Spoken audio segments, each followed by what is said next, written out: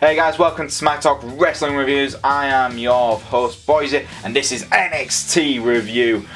We've got a very quick review because we don't have that many matches this week. Obviously, the build-up for NXT TakeOver WarGames 2. So let's get straight on with it and let's hit the music.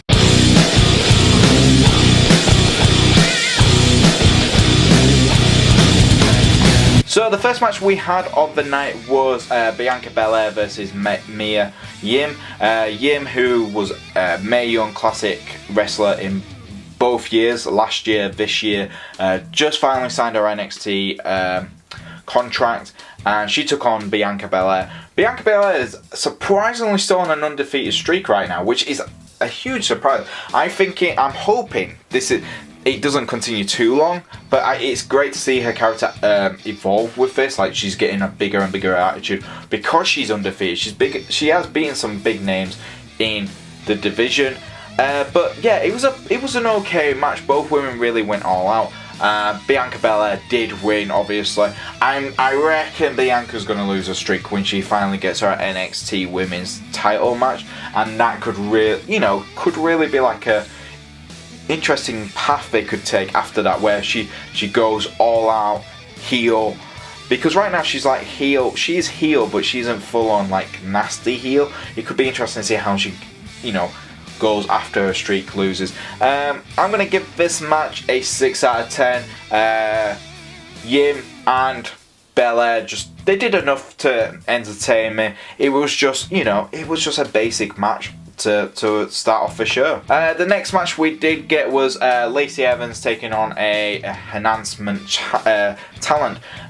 This was again a very quick match. There was not a lot in this. Lacey Evans won with the women's right.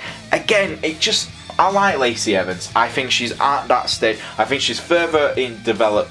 I think she's better developed right now than a lot of the women in the mid-card section of the NXT Women's Division. I think she's almost there. I think she's almost ready to challenge the big names, like properly challenge, like Nikki Cross, Kairi Sane, and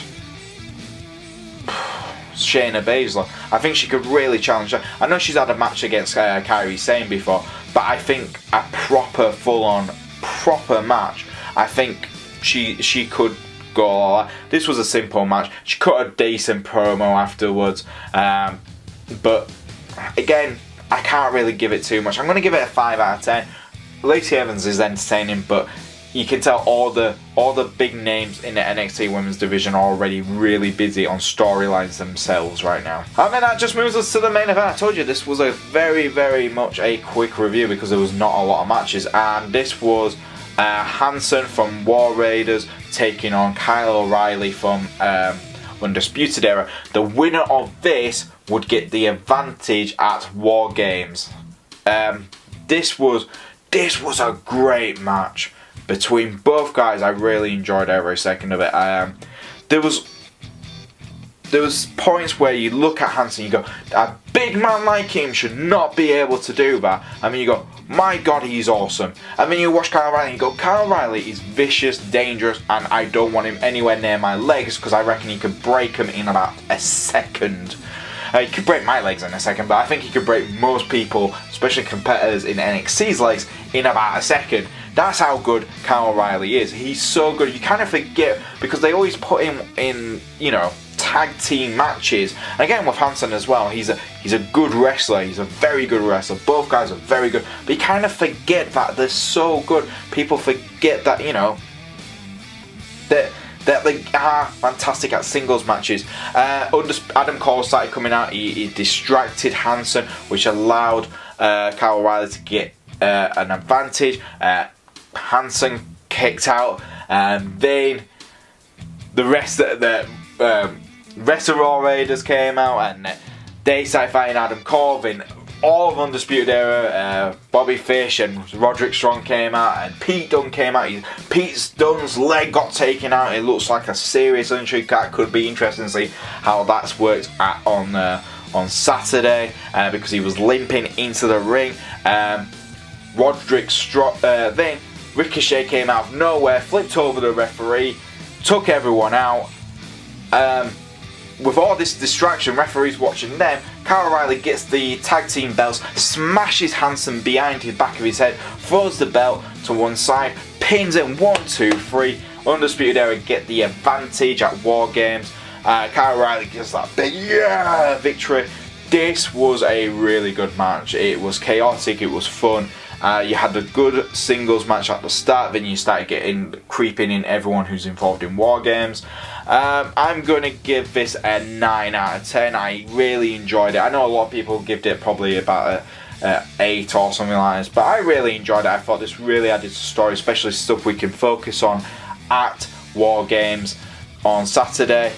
So yeah, perfect ending to the show. I can't wait to see how WarGames goes. I've got a feeling though, Undisputed Era will lose on Saturday. I've just got a feeling, but I will do my predictions videos for WarGames later on this week. There you go, guys. That was NXT for this week. A very quick review, but I did enjoy the main event. The main event was the best thing on a very basic go-home show for NXT. There was a lot of vignettes about every single match at NXT TakeOver, but I'm not going to grade the vignettes because I'm going to see the vignettes again on Saturday because they use the vignettes on pay-per-views as well. So this is good. Good main event. Everything else was okay. So I'm going to give this week's episode of NXT a 7 out of 10. Just watch the main event, guys. That's all I'm going to say. Watch the bloody main event. It was worth it. But what was your favourite part of NXT UK? NXT this week? Leave it in the comments below. And if you do like our videos, please like, subscribe, and press the bell to keep notified. Ding! And if you want to follow us on Twitter, you can do. It's at SmackTalkYouTube. If you want to follow me on Twitter, you can do. It's at Boise88. And I'll see you guys next time on Smack Talk Wrestling Reviews.